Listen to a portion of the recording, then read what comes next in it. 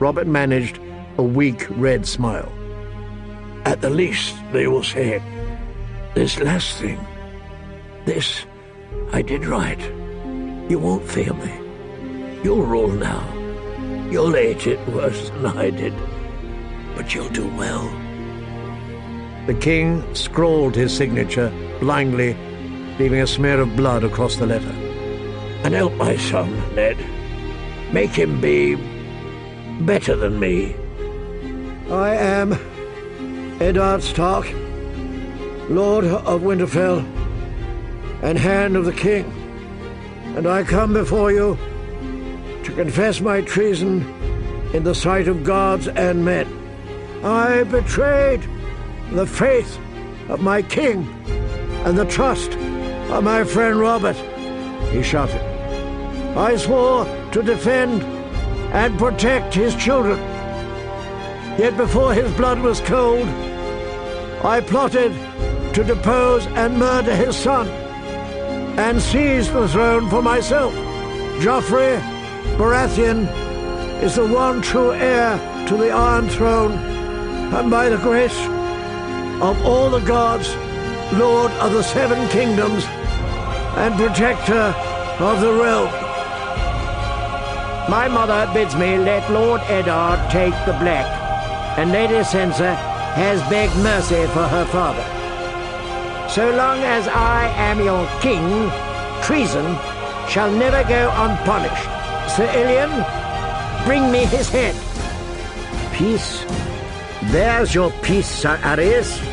My sweet nephew broke it for good and all when he decided to ornament the Red Keep with Lord Eddard's head. You'll have an easier time drinking wine from that cup than you will convincing Robb Stark to make peace now. He's winning. Or hadn't you noticed? It would seem we have a new king. The eunuch has heard whispers from the south. Renly Baratheon, who had Margaery Tyrell at Highgarden this fortnight past, and now he has claimed the crown. My lords, why shouldn't we rule ourselves again?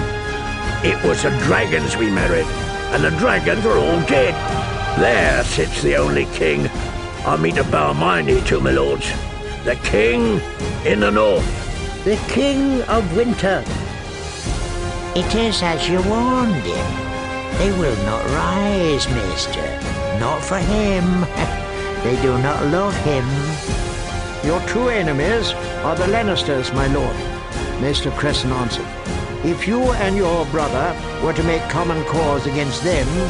I will not treat with Renly, not while he calls himself a king. Not Renly, then. Others might serve your needs as well. Eddard Stark's son has been proclaimed king in the north, with all the powers of Winterfell and River Run behind him. A green boy, said Stannis, and another false king. Must the rightful lord of the Seven Kingdoms beg for help from widow women and usurpers? You are the one true king. It would not be fitting to plead and bargain with them for what is rightfully yours by the grace of God. They love my charming young brother as they once loved Robert, and as they have never loved me. Yes, but if Renly should die... The pup says nothing about a reward, and give him my sails and swords, and in return he will give me a crown. A poor choice of words. What is meant is what is meant is what is said. The boy will give me a crown, and what is given can be taken away. Mind your tongue. You're not in Winterfell now, and I am not Robb the boy, that you should speak to me so. I am the Greyjoy, Lord Reaper of Pine, King of Salt and Rock, son of the Sea Wind, and no man gives me a crown. I pay the iron price. I will take my crown, as you on Redhead did 5,000 years ago. We've lost Riverrun, and now her stupid brother is calling himself a king. All sorts of people are calling themselves kings these days. Henceforth we are no part of their realm, but a free and independent kingdom as of old. Our domain shall include all the Stark lands north of the Neck, and in addition the lands watered by the River Trident and its vassal streams, bounded by the Golden Tooth to the west and the Mountains of the Moon to the east. The king in the north! Boomed great John Umber. Stark! Stark! The king in the north! There are the terms. If she meets them, I'll give her peace. If not, I'll give her another Whispering Wood. I can't release the Kingslayer, not even if I wanted to. My lords would never abide it. Your lords made you their king, and can unmake me just as easy. This is absurd. My lord father has sent my brother to sit in his place in this council. He bids us accept Tyrion as the hand of the king. Please, do let me be of service in whatever small way I can. Lord Tywin is at Harrenhal with his host, if you care to take it up with him. The maester tells me that we have 117 ravens on hand. I mean to use them all. 117 ravens will carry 117 copies of my letter to every corner of the realm, from the arbor to the wall. Perhaps 100 will win through against storm and hawk and arrow. If so, 100 maesters will read my words to as many lords in as many solars and bedchambers. The world will know of my claim. The 7 have never brought me so much as a sparrow. It's time I tried another orc, Davos. A red orc. Any force he summons will be larger than mine. You set us a battle we cannot hope to win, Theon. This Torrhen Square will never fall. Theon smiled. It's not Torrhen Square I mean to take. I come as envoy from my son Robb Stark, the king in the north, to treat with Renly Baratheon, the king in the south. King Renly is the crowned and anointed lord of all the 7 kingdoms, my lady. This is a fearsome lot of men, Sir Wendell Mansley observed, as they crossed the ancient stone span from which Bitterbridge took its name. That it is, Catelyn agreed. Near all the chivalry of the south had come to Renly's call, it seemed. The golden rows of Highgarden were seen everywhere. The country was low and flat, and Catelyn could see for leagues in all directions. Wherever she looked, she saw fires. They covered the earth like fallen stars, and like the stars, there was no end to them. count them, if you like, my lady, Renly said quietly. You will still be counting when dawn breaks in the east. How many fires burn around Riverrun tonight, I wonder? I mean to be king, my lady, and not of a broken kingdom. I cannot say it plainer than that. 300 years ago, a Stark king knelt to Aegon the Dragon when he saw he could not hope to prevail. That was wisdom. Your son must be wise as well. Once he joins me, this war is good as done. You all know me. My father has donned the ancient crown of salt and rock and declared himself king of the Iron Islands. He claims the north as well, by right of conquest. You are all his subjects. I will be as good a lord to you as Eddard Stark ever was. If Robb Stark can stave off the Lannisters, he may reign as king of the Trident hereafter, but House Greyjoy holds the north now. Using some vile sorcery, your brother fell upon Sir Stafford Lannister with an army of wargs, not 3 days' ride from Lannisport. Thousands of good men were butchered as they slept without the chance to lift sword. After the slaughter, the Northmen feasted on the flesh of the slain. You have nothing to say?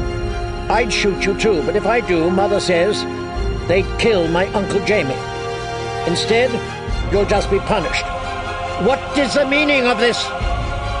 I'm punishing her. For what crime? She did not fight her brother's battle. She has the blood of a wolf, and you have the wits of a goose. You can't talk to me that way. The king can do as he likes. Ares Targaryen did as he liked. Has your mother ever told you what happened to him? Nothing to say, Your Grace. Good. Learn to use your ears more and your mouth less, or your reign will be shorter than I am. Wanton brutality is no way to win your people's love, or your queen's. Fear is better than love, Mother says. She fears me. Yes, I see. A pity Stannis and Renly aren't 12-year-old girls as well. Lord Renly. King Renly. The Iron Throne is mine by rights. All those who deny that are my foes. The whole of the realm denies it, brother. No one wants you for their king. Lord Tywin sits at Harrenhal with 20,000 swords. The remnants of the Kingslayer's army have regrouped at the Golden Tooth. Another Lannister host gathers beneath the shadow of Casterly Rock, and Cersei and her son hold King's Landing and your precious Iron Throne. You each name yourself king, yet the kingdom bleeds, and no one lifts the sword to defend it but my son. Your son has won a few battles. I shall win the war. The Lannisters can wait my pleasure. If you have proposals to make them, Stannis said brusquely, or I will be gone. Very well, said Renly. I propose you dismount, bend your knee, and swear me your allegiance. That you shall never have. You served Robert, why not me? Robert was my elder brother. You are the younger. Younger, bolder, and far more comely. And a thief, and a usurper besides. The Targaryens called Robert usurper. He seemed to be able to bear the shame. So shall I. You may well have the better claim, Stannis, but I still have the larger army. If truth be told, I've never liked you, Stannis, but you are my own blood, and I have no wish to slay you. So if it is Storm's End you want, take it, as a brother's gift. As Robert once gave it to me, I give it to you. It's not yours to give. It's mine by rights. I'm not without mercy, thundered he who was notoriously without mercy, nor do I wish to sully Lightbringer with a brother's blood. For the sake of the mother who bore us both, I will give you this night to rethink your folly, Renly. Strike your banners and come to me before dawn, and I will grant you Storm's End and your old seat on the council, and even name you my heir until a son is born to me. Otherwise, I shall destroy you. All the chivalry of the South rides with me, and that is the least part of my power. My foot is coming behind. 100,000 swords and spears and pikes. And you will destroy me? With what, pray? That paltry rabble I see there? I do not care how seasoned a warrior you think you are, Stannis. That host of yours won't survive the first charge of my vanguard. We shall see, brother. Look to your own sins, Lord Renly. It would appear Renly was murdered most fearfully in the very midst of his army. His throat was open from ear to ear by a blade that passed through steel and bone as if they were soft cheese. Joff will be so disappointed. He was saving such a nice spike for Renly's head. But whoever did the deed, we must assume that Stannis was behind it. The gain is clearly his. Winterfell is the heart of the land, but how am I to hold it without a garrison? You might have thought of that before you took it. Oh, it was cleverly done, I'll grant you. If only you had the good sense to raise the castle and carry the two little princelings back to fight as hostages, you might have won the war in a stroke. Your prize will be the doom of you. Do not imagine this is done, boy, warned one, the bastard son of some Florent or other. The Lord of Light protects King Stannis, now and always. All your swords and all your scheming shall not save you when his hour comes. Here are my terms. You have until evenfall to disperse. Those who swear fealty to Balon Greyjoy as their king, and to myself as Prince of Winterfell, will be confirmed in their rights and properties, and suffer no harm. Those who defy us will be destroyed. Do not imagine that I need to wait for Robb to fight his way up the neck to deal with the likes of you. I have near 2,000 men with me, and if the tales be true, you have no more than 50. I gave you the chance to save your men and die with some small shred of honor, Turncloak. I should have known that was too much to ask of a child killer. Stannis? What of Stannis? He lost the battle at King's Landing, Edmure said unhappily. His fleet was burned, his army routed. A Lannister victory was ill tidings, but Catelyn could not share her brother's obvious dismay. She still had nightmares about the shadow she had seen slide across Renly's tent. Stannis was no more a friend than Lord Tywin. Stannis stretched forth a hand, and his fingers closed around one of the leeches. Say the name. The usurper, he said. Joffrey Baratheon. When he tossed the leech into the fire, it curled up like an autumn leaf amidst the coals and burned. Stannis grasped the second. The usurper, Balon Greyjoy. He flipped it lightly onto the brazier. The last was in the king's hand. This one he studied a moment as it writhed between his fingers. The usurper, Robb Stark. And he threw it on the flames.